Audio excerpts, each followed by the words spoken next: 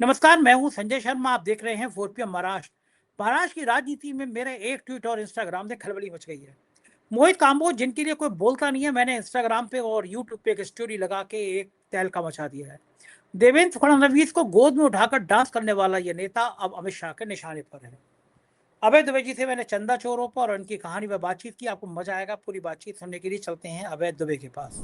4PM news network में बहुत बहुत स्वागत है अभय दुबे जी आपका। आप मुझे बधाई दीजिए, आज मेरे नाम एक रिकॉर्ड और जुड़ गया देश में। व्यूअरशिप वगैरह का तो सब रिकॉर्ड आता था। एक मोहित काम्बोज साहब हैं, बनारस के रहने वाले हैं और मुंबई में बड़ी तूती बोलती है उनकी। देवेंद्र फडणवीस जब बने थे मुख्यमंत्री तो उनको गोद में उठा के वो डांस कर रहे थे। अमित शाह जी के निशाने पे रहते हैं। अमित शाह लेकिन जी देवेंद्र कभी फडणवीस को उन्होंने गोद में उठाया कैसे होगा? देवेंद्र फडणवीस तो बहुत भारी भरकम और लंबे तगड़े आदमी है। अरे वो उससे भी मोहित काम्बोज 6.5 सवा 6 फीट के भारी भरकम लंबे अच्छा चौड़े इंसान है। अच्छा तो उठा अच्छा। के डांस किया था, डांस बड़ा वायरल हो गया था। काम्बोज जी की गतिविधियां इसलिए रही हैं कि 2020 में सीबीआई ने उनके खिलाफ एफआईआर कराई थी, ईडी ने उनकी जांच करी थी, लेकिन वो बीजेपी की वॉशिंग मशीन में आ गए थे। तो लोगों ने सवाल उठाया कि इतना देवेंद्र फडणवीस आजकल पीएम की रेस में है, तो इतने चर्चित आदमी को फडणवीस क्यों अपने पास रखे। मैंने एक वीडियो बना दिया था इंस्टाग्राम पे, उसको लाखों लोगों ने देखा था। तो इंस्टाग्राम का ये फोटो भी आप देख रहे होंगे, मेरा जो देख रहे हैं कि ये तो मैंने लिंक लगाया था। आज मोहित काम्बोज जी ने, चूंकि वो पता नहीं कौन से जादू की छड़ी से झोला उठा के आए थे, वो हजारों करोड़ के आदमी हो गए, क्योंकि 1,000 करोड़ का तो नोटिस उन्होंने मुझे भेजा है। तो आज मुझे सुबह से इतनी खुशी हो रही है कि मैं कितना बड़ा आदमी हूँ कि आदमी मुझसे 1,000 करोड़ रुपए की उम्मीद कर रहा है कि मैं उसको मानहानि के लिए 1,000 करोड़ रुपए दूंगा। अबे जी, सुन के कैसा लग रहा है? कितना अच्छा लग रहा होगा ना? मतलब आपको क्या पहली नजर में आपके दिमाग में क्या आया? नहीं नहीं, उन्होंने आपको 1,000 करोड़ का नोटिस दिया है तो कुछ ना कुछ तो उन्होंने आपकी हैसियत बढ़ाई दी। हालांकि आपकी मैं हैसियत पहले ही कम नहीं है, मैं ये नहीं मानता हूं, उनके नोटिस से ही बढ़ी है। आपकी हैसियत पहले से भी बढ़ी हुई है। मैं पैसे के संदर्भ में नहीं कह रहा। मेरा कहना है एक पत्रकार के तौर पर और बेबाक होकर, निर्भीक होकर अपनी बात कहने वाले अखबार नवीस के तौर पर आपकी हैसियत तो पहले से ही बढ़ी हुई है। जहां तक 1,000 करोड़ के नोटिस का सवाल है, मुझे नहीं लगता इसके लिए ज्यादा चिंतित होने की जरूरत है। ये अपने आप में एक तरह का फ्रॉड लग रहा है मुझे, क्योंकि मेरी जहां तक कानूनी जानकारी है, अगर आप वास्तव में किसी को 1,000 करोड़ रुपए का दावा करते हैं तो आपको उसका एक निश्चित प्रतिशत जो है अदालत में जमा करना पड़ता है। कंबोज हो चाहे कोई हो, उनको भी 1,000 करोड़ का आपको नोटिस देने में एक परसेंटेज अदालत में जमा करना पड़ेगा। अभी तो उन्होंने आपको एक पत्र भेजा होगा कि हम आपको 1,000 करोड़ का दावा कर देंगे, यही होगा उसके अंदर मेरे ख्याल से। यही है। हाँ हाँ, यही माफी है। वाफी नहीं मांगी तो 1,000 करोड़ का दावा कर हाँ देंगे, हाँ, कुछ कुछ इसी तरह की भाषा। आप उनको चैलेंज कर दो कि वो 1,000 करोड़ का दावा आप पे कर दें, वो कर ही नहीं पाएंगे आपके ऊपर। लेकिन लगा लगा मुझे बड़ा मजेदार आया, मुझे बहुत मजा। चलिए, हम्म, खैर ये तो निपटते रहेंगे हम, जो होगा वो देखते रहेंगे। राम मंदिर पे चर्चा करते हैं। और सबसे ज्यादा चर्चा में आज आया अखिलेश यादव का एक ट्वीट। में वो ढूंढ के निकाल के आपको पढ़ के सुनाता हूँ। अखिलेश यादव हम्म, आमतौर पे गुस्से में नहीं होते, मजे मजे के ट्वीट करते हैं। लेकिन आज उन्होंने एक गुस्से में ट्वीट किया, और वो जो है जो ट्वीट था वो अपने ही एमपी, मतलब अपने एमपी मतलब सांसद में जो एमपी रहे हैं उनका था कि निशिकांत दुबे ने उनके ऊपर ट्वीट किया। और फिर निशिकांत ट्वीट का दुबे का उन्होंने जवाब दिया कि अगर इन्होंने माफ़ी नहीं मांगी तो जो भाषा है निशिकांत दुबे की, वो लिखा है सार्वजनिक सार्वभौमिक वैधानिक चेतावनी। जी जी। जितना सत्ता पक्ष के सांसद का विशेषाधिकार होता है, उतना ही विशेषाधिकार विपक्ष के सांसद का भी होता है। पुरुषोत्तम प्रभु राम की पुरुषोत्तम प्रभु राम जी की मर्यादा, सामाजिक शालीनता, सभ्यता और संसदीय परंपरा का मान रखते हुए हम भाजपा के सांसद को 10 मिनट का समय देते हैं कि वो झूठे ट्वीट पोस्ट को डिलीट करें तथा उनके खिलाफ तत्काल नामजद रिपोर्ट दर्ज कराई जाएगी। साथ ही यह चेतावनी उन सबको भी है जिन्होंने झूठ फैलाया, वो भी सोशल मीडिया पर तुरंत डिलीट करें और सार्वजनिक माफी मांगे या कानूनी कार्रवाई के लिए तैयार रखें। वो याद रखे, भाजपाई किसी के सगे नहीं है। जब सालों साल कोर्ट कचहरी के चक्कर लगाने पड़ेंगे तो कोई संगी साथी बचाने नहीं आएगा। जो भगवान के नहीं हुए वो इंसान के क्या होंगे। पीडीए समाज को कलंकित और अपमानित करने के लिए भाजपाई और उनके संगी साथी के खुद से झूठ प्रचार प्रसारित कर रहे हैं।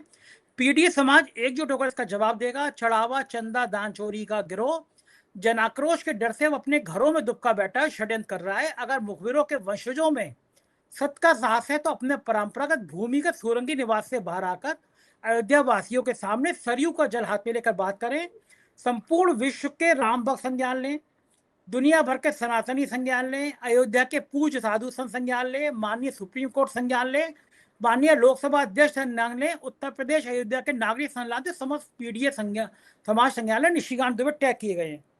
निशिकांत दुबे और सोशल मीडिया पे कुछ लोग आरोप लगा रहे थे कि टिन्नू यादव जो एक अभियुक्त जिसको मीडिया बहुत प्रचारित कर रही थी, वो अखिलेश यादव का बड़ा करीबी था, उसने बात की, जबकि अखिलेश यादव ने इसका खंडन किया।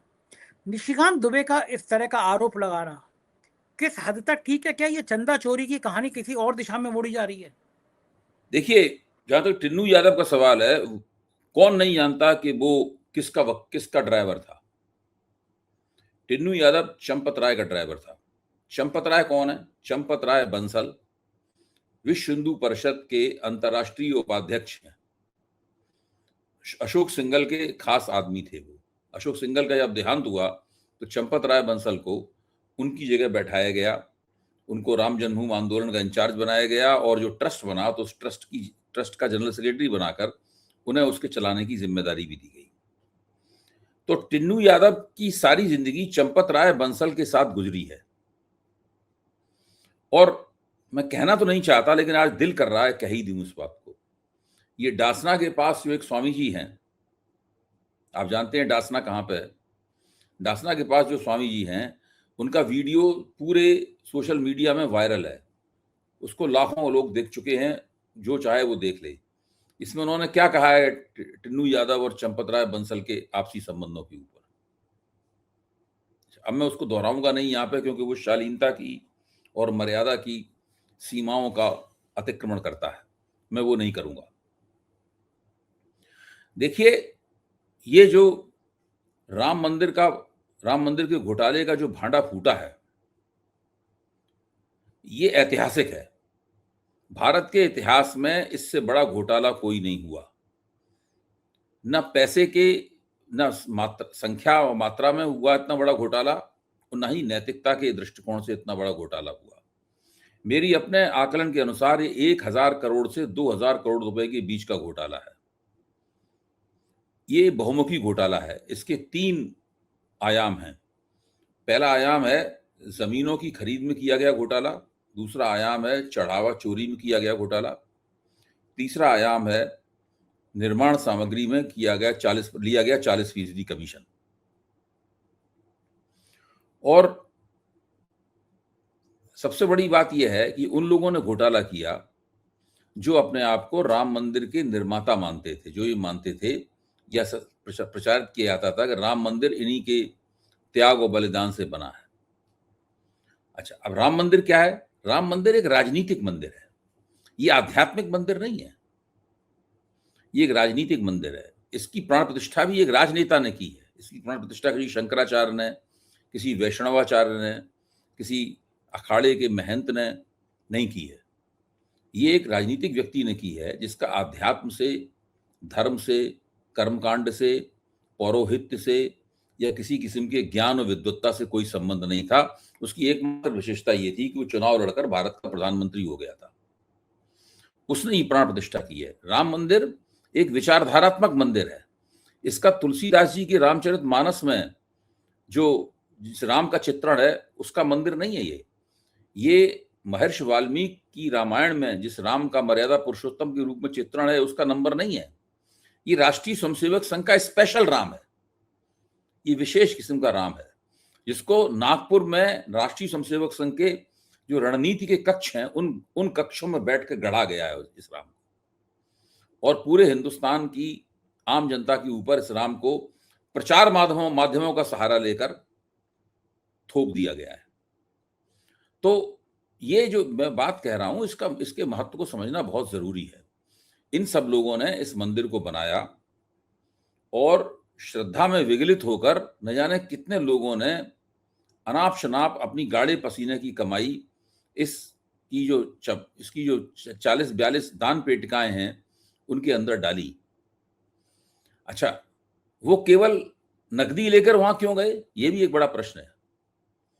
वो फूल लेकर वहां नहीं गए, वो फल लेकर वहां नहीं गए, वो पेड़ा या बताशा मिठाई लेकर वहां नहीं गए, जबकि नैवेद्यम जो भारत में परंपरा है चढ़ावे की, उसमें नकदी भी शामिल है और साथ में ये चीजें भी शामिल हैं।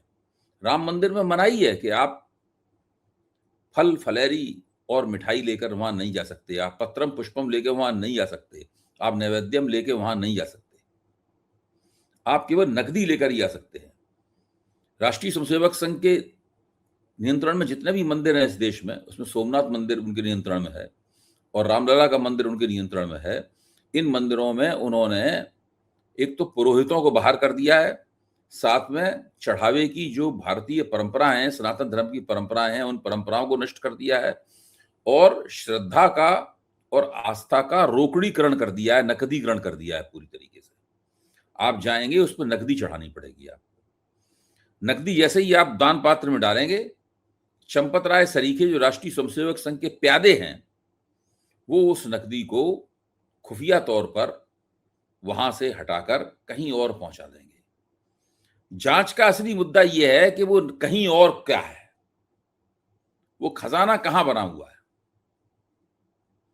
जहां पर ये सब चीजें पहुंचाई जाती हैं, वो खजाना कहां है। असली मुद्दा यह है, वो खजाना नागपुर में है या वो खजाना दिल्ली में राव दीनदयाल उपाध्याय मार्ग पर बने हुए भारतीय जनता पार्टी के दफ्तर के पास या इर्द गिर्द कहीं है, ये झंडे वालाओं ने बने हुए राष्ट्रीय स्वयंसेवक संघ के दफ्तर के पास है, या कर्नाटक में जहां पर गोपाल राव दत्तात्रेय होसबोले की मुलाकात होती है वहां पर कहीं है।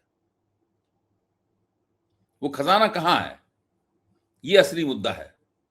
जब तक इसकी जांच नहीं की जाएगी कि ये हजारों करोड़ रुपया अयोध्या से कहां गया, ये मनी ट्रेल जिसका पता लगाया जाना चाहिए। अगर घोटाला हुआ है तो उस घोटाले की कोई मनी ट्रेल होगी। वो 80 लाख रुपया जो लोगों के पास मिला हुआ दिखाया गया है, वो तो उस मनी ट्रेल का आधा फीसदी भी नहीं है, कुछ नहीं है। वो तो बनावटी है पूरा का पूरा मामला। देखिए, असली सवाल यही है संजय जी कि राम मंदिर से जो पैसा चुराया गया, वो पैसा गया कहां। ये चंपत राय, गोपाल राव और अनिल मिश्रा और टिन्नू यादव सरीखे और लवकुश मिश्रा सरीखे छुटभइयों के जेब में ना इतनी दम है, ना उनके पेट में इतनी जगह है कि इतना बड़ा घोटाला वो उसमें संभाले। असली बात यह है कि इन लोगों ने जो माल भेजा, वो माल कहां गया। ये बात चंपत राय को पता है कि माल कहां गया। किसको पता है? हमें, आपको नहीं पता है। चंपत राय को तो पता है, कि अनिल मिश्रा को पता है, ये गोपाल राव को पता है वो माल कहां गया। और इसीलिए इन लोगों को बचाया जा रहा है, इन लोगों को इस्तीफा दिला दिया जा गया। गोपाल राव से तो इस्तीफा भी नहीं लिया गया भाई। आज जो मणिराम छावनी में जिसकी जो बैठक हुई, राम जन्मभूमि ट्रस्ट की जो बैठक हुई, उस बैठक में केवल 2 ही लोगों के इस्तीफे पर तो विचार किया गया, चंपत राव और अनिल मिश्रा के। तीसरा बंदा तो गोपाल राव है, दत्तात्रेय होसबोले का खास आदमी है, जिसका भतीजा थोड़े दिन बाद एक बोरे में सामान भर के कर्नाटक ले जाता था और वहां से खाली हाथ हवाई जहाज में चढ़ के आता था, ट्रेन से जाता था, जहाज में आता था। उस गोपाल राव से इस्तीफा नहीं मांगा गया। देखिए, जब तक इन रहस्यों का अनावरण नहीं होगा, तब तक ये जांच पूरी नहीं होगी और लोगों के दिमाग में ये सवाल गूंजते रहेंगे कि इन सवालों का जवाब क्यों नहीं मिल रहा है। असली बात ये। अच्छा अभय जी, अभी भी इतनी बेशर्मी वाली बात है कि सादगी का पर्चा देते ट्रस्ट के लोग आज भी वेलफेयर जो करोड़ों की गाड़ी है उससे, फॉर्च्यूनर, ऐसी गाड़ियों से बैठ के बैठक में शामिल होने आए। ये करोड़ों की गाड़ियां कहाँ से आ रही हैं, ये फॉर्च्यूनर कहाँ से आ रही हैं। ट्रस्ट के लोगों पे इसकी पड़ताल हुई कि ट्रस्ट के लोग अचानक रातों रात ऐसे कैसे हो गए कि जुड़े हुए लोग करोड़ों की जमीनें खरीद रहे हैं, करोड़ों की। मैं आपकी बात से सहमत हूँ। ट्रस्ट के लोगों ने भी करोड़ों कमाए हैं। उन्होंने वेलफेयर गाड़ी खरीद ली है, फॉर्च्यूनर गाड़ी खरीद ली है, रेंज रोवर खरीद ली होगी जो उससे उनसे भी ज्यादा महंगी है, मर्सिडीज खरीद ली होगी, BMW खरीद ली होगी, हो सकता है। इन लोगों ने कुछ घर बना लिए होंगे, हो सकता है इन लोगों ने होटल बना लिए हों, रिजॉर्ट बना लिए हों, वृंदावन में, मथुरा में, अयोध्या में कुछ कर लिया हो। लेकिन ये सब करके अगर हम ये मान लें कि ये जो 8 लोग जेल में इन्होंने कितना कितना कमाया होगा? 10-10 करोड़? चलो 10 करोड़ आपको कम लग रहा है तो मैं 20 करोड़ कर देता हूं। टिन्नू यादव ने 20 करोड़ कमाया होगा, लवकुश मिश्रा ने 20 करोड़ कमाया होगा। अगर मान लें औसतन कि 8 लोगों ने 20-20 करोड़ रुपया कमाया है तो कितना कमाया हुआ? अगर 20 करोड़ रुपया कमाया है उन्होंने, कितना कमाया होगा? 160 करोड़, यही तो कमाया होगा। लेकिन ये घोटाला तो 1000 करोड़ रुपए से ऊपर का है। ये इन लोगों में दम नहीं है इस घोटाले को पचा जाना। ये चंपत राय में दम नहीं है, चंपत में दम नहीं है, अनिल मिश्रा में दम नहीं है, ये गोपाल राव में दम नहीं है इतने रुपए को बचा जाना। इतना मोटा पेट इन लोगों का नहीं है। ये रुपया किसी और ने चापा है, उसका पता लगाया जाना चाहिए, ये मैं कह रहा हूं। अच्छा, एक बात आज बिल्कुल मेरे को, आप सुबह से 5 लोगों ने कही सेम बात कही, ये कहा कि ये कहीं ऐसा तो नहीं है ये मोदी जी की चाल है संघ को तबाह कर देने को, संघ को बर्बाद कर देने को, और ये जनता का में चर्चा का विषय बन गई ये बात। नहीं, इसके लिए हमें ये सोचना पड़ेगा कि आखिरकार मोदी जी संघ को अगर तंग कर रहे हैं तो उसके पीछे उनका मंतव्य क्या है? बीजेपी ने कहा था ना संघ की जरूरत नहीं मेरी है। समझ में एक ही मंतव्य आता है, मेरी समझ एक ही मंतव्य आता है, वही आता है कि वो संघ से ये त्रिवाचा भरवा लेना चाहते हैं। हिंदू धर्म में कि 3 बार अगर आप बात कह दें हम ये काम करेंगे, ये काम करेंगे, ये काम करेंगे, तो मान लिया जाता है कि अब इस काम से आप फिर नहीं सकते। त्रिवाचा भरना कि उनका उत्तराधिकारी कौन होगा और उनका रिटायरमेंट पैकेज क्या होगा। तो वो इसके जरिए संघ से त्रिवाचा भरवा लेना चाहते हैं कि उनका उत्तराधिकारी कौन होगा और उनका रिटायरमेंट पैकेज क्या होगा। ये है असली बात। अच्छा, आपको क्या लगता है वैसे कि मोदी जी को अगर छूट दे दी जाए कि आप अपना उत्तराधिकारी तय करो तो वो किसको चुनेंगे? अमित शाह, अमित शाह ना? और कोई दूसरा ही नहीं। और आजकल अमित शाह बहुत शक्तिशाली भी हो गए हैं भाई। वो मंत्रिमंडल विस्तार कब क्या होगा इसके लिए मोदी जी नहीं जाते राष्ट्रपति, बस अमित शाह जाते हैं राष्ट्रपति पर। काम तो प्रधानमंत्री का, मंत्रिमंडल तो प्रधानमंत्री का होता है, गृह मंत्री का थोड़ी ना होता है। तो इस बात की बहुत चर्चा चल रही है कि उनको उप प्रधानमंत्री बनाया जाना है। उप प्रधानमंत्री और वो बनेंगे मुझको जो जिससे है, इससे सक्सेशन की या उत्तराधिकार की लाइन जो है वो खुल जाएगी, साफ हो जाएगी। मुझे वो 1000 करोड़ का नोटिस भी इसीलिए मिला क्योंकि मैंने पोल पट्टी खोल दी थी कि अमित शाह मिस्टर काम्बोज से बहुत नाराज हैं और ईडी की पत्रावलियां भी शायद तलब की गई हैं और दोबारा से सीबीआई के पर्चे खुल जाएंगे, इसीलिए काम्बोज साहब मुझसे बौखला भी गए क्योंकि अमित शाह वाकई में ताकतवर होते जा रहे हैं। बहुत। दूसरा स्थिति ये है कि क्या इससे जनता में इतनी नेगेटिविटी फैली है, भारतीय जनता पार्टी को इसका क्या इतना बड़ा नुकसान हुआ है कि लोगों की अब मंदिर पे आस्था में कमी आए, चंदा चढ़ावा तो बहुत कम हो गया, देखिए, बहुत इसमें ज्यादा कम। इसमें इसे समझना अभी बाकी है। जो बात आप कह रहे हैं, इस बात को समझना अभी बाकी है, अभी पूरी तरह समझा नहीं गया है। भारतीय जनता पार्टी बहुत होशियार पार्टी है, सोच समझ के कदम उठाती है, कई बातों के बारे में आकलन कर लेती है पहले वो, और उसके आकलन कामयाब हो जाते हैं क्योंकि मीडिया पे उसका कब्जा है। अब आप देखिए आज पूरे दिन क्या हुआ, जब मणिराम छावनी में राम मंदिर ट्रस्ट की बैठक हो रही थी तो मीडिया में क्या हो रहा था? मीडिया में सब लोग हिंदुत्ववादी आंदोलन और भारतीय जनता पार्टी की विरुद्धावलियां गा रहे थे। लगातार मीडिया में ये समझाया जा रहा था, बताया जा रहा था कि भारतीय जनता पार्टी का राम मंदिर आंदोलन में कितना महत्वपूर्ण योगदान है, यानी राम मंदिर आंदोलन कितना महत्वपूर्ण था, क्यों ये बहुत जरूरी आंदोलन था, क्यों उसको होना चाहिए था, भाजपा ने कितनी शानदार इसमें भूमिका निभाई, ये सब बातें बताई जा रही थी। तो पूरी तरीके से इस मौके का भी इस्तेमाल इन लोगों ने इस डिस्कोर्स को आगे बढ़ाने के लिए किया। कोई नहीं कह रहा था कि राष्ट्रीय स्वयंसेवक संघ के पास माल जा रहा है, कोई नहीं कह रहा था कि नरेंद्र मोदी राष्ट्रीय स्वयंसेवक संघ के नीचे की कालीन खींच लेना चाहते हैं, कोई नहीं कह रहा था कि नरेंद्र मोदी 2024 में राष्ट्रीय स्वयंसेवक संघ ने उनके साथ जो सलूक किया था उस सलूक का बदला लेना चाहते हैं जी। तो लेकिन लोगों को पता है ना कि गोदी मीडिया कौन सी भाषा बोलेगा, उनको तो बिल्कुल पता है ना कि ये नोएडा के एंकरनियां किस तरह का डांस करेंगे, तो क्या अब ये लोगों को समझा पाएंगे? इसमें ऐसा है कि कुछ लोग तो समझ गए हैं कि ये लोग दरअसल किस किस्म के लोग हैं और उनकी बात पे किस हद तक यकीन किया जा सकता है, लेकिन ऐसे बहुत से लोग हैं जो अभी इस बात को नहीं समझ पाए हैं। तो उन लोगों को तो ये लोग प्रभावित कर ही लेते हैं। हाँ, तो ये लेकिन मैं अभी भी मानता हूँ कि जब लोकसभा का चुनाव आएगा तो एंटी इनकम्बेंसी जिस तरीके से पूरे माहौल के ऊपर अपना असर डालेगी, उसको रोक पाने में ये गोदी मीडिया नाकाम रहेगा और उसका अच्छा बताइए खामियाजा नरेंद्र मोदी को उठाना पड़ेगा। अभय जी, इसी का फजीयत का ये कारण है कि बीजेपी के राष्ट्रीय अध्यक्ष पहली बार उत्तर प्रदेश गए और वो अयोध्या जाने की हिम्मत नहीं कर पाए। अखिलेश यादव ने ट्वीट भी किया कि पहली बार आ रहे हैं, अयोध्या दर्शन तो कराइए। तो क्या नितिन नवीन इसी हिम्मत से कि अयोध्या में ऐसा करंट बन गया है जिससे दूर रहना ही ठीक है, ऐसा हुआ? देखिए, अभी तो कोई आदमी अयोध्या नहीं जाएगा, क्योंकि अयोध्या तो अब इस वक्त भारतीय जनता पार्टी के मुकुट का मणि नहीं बल्कि उनके गले का तौक बन गया है, गले में लटका हुआ पत्थर बन गया है अयोध्या। जब से राम मंदिर उन्होंने बनाया है, नुकसान ही हो रहा है उन्हें। बहुमत खो दिया उन्होंने, अब देखो कितना बड़ा भंडा फूटा है। ठीक है, पहले हम लोगों ने अंदाज लगाया था कि इस तरह का भंडा फूटेगा, कोई नहीं।